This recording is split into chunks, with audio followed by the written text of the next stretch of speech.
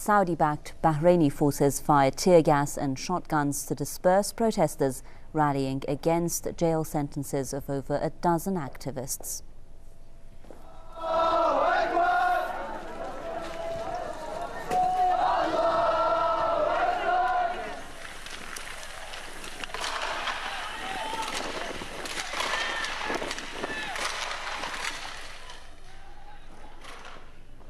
The demonstrators came out in the towns of Diraz and Sanabis to condemn the court ruling.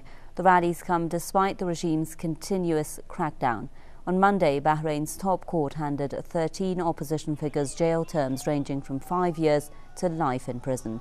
The activists were arrested for their role in anti-regime demonstrations last year. The verdict has sparked a fresh wave of protests against the Al Khalifa regime. But a Bahraini lawmaker says he wants to take legal action against the Interior and Justice Ministers as well as the Attorney General over a popular demand.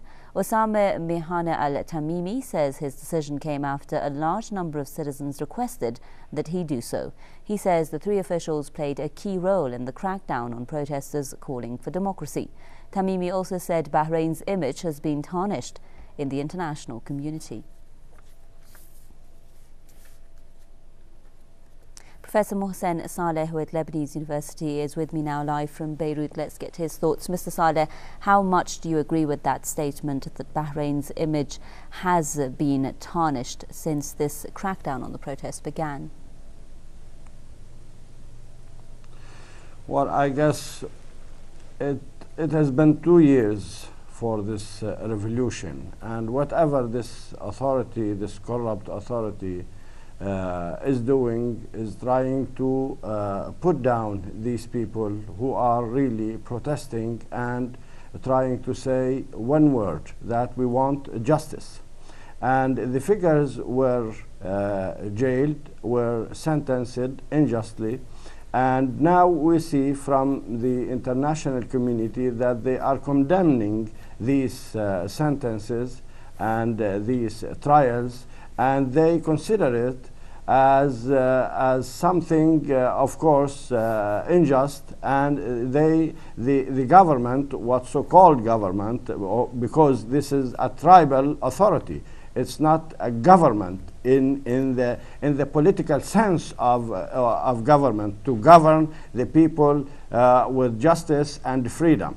That's why I guess these sentences and these political behaviors in terms of the authority are really not only unjust but premeditated and pre-thought in order to put down these people. But when we see these protesters going everywhere in this quarter and this village and this town, I guess the government is really trying to put down something they can't. Well, Mr. Saleh, a lot of people may be asking. asking right now that, as you say there, it's nearly 2 years now that we're seeing these protests take place. They've been ongoing, they've been happening on a regular basis, but what is stopping these protests from getting anywhere when it comes, of course, to the revolutionary demands, to some kind of fruition, of course, like we saw in Egypt or we saw in Tunisia? What's stopping these protests from getting anywhere?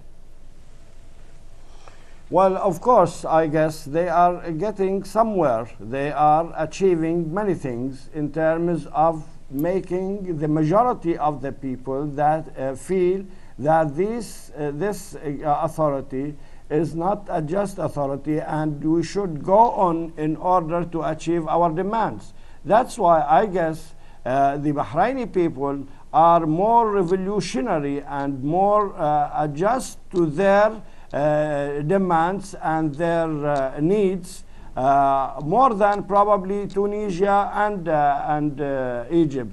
But the problem is that the Saudis and the Qataris, some of the Persian Gulf, what so-called sheikdoms, they are intervening inside Bahrain and preventing people from really toppling or making the changes come true. And the international community also, they are to a great extent, especially the administrations in the United States and the EU, they are silent about what we see, some notices and some condemnations against the authority, but it did not reach to a point where people can really achieve or take their rights truly. And now we will see the government is really moving. We will see the change. People will do the change in Bahrain. Whatever happened, the people will achieve what they want finally and really soon enough, because the changes in the Gulf and in the Arab world is going for the sake of the peoples, not for the sake of these corrupt tribes in Bahrain or Qatar or Saudi Arabia. Thank you very much, Mr. Mohsen Saleh, Professor of Lebanese University, with us there live from Beirut.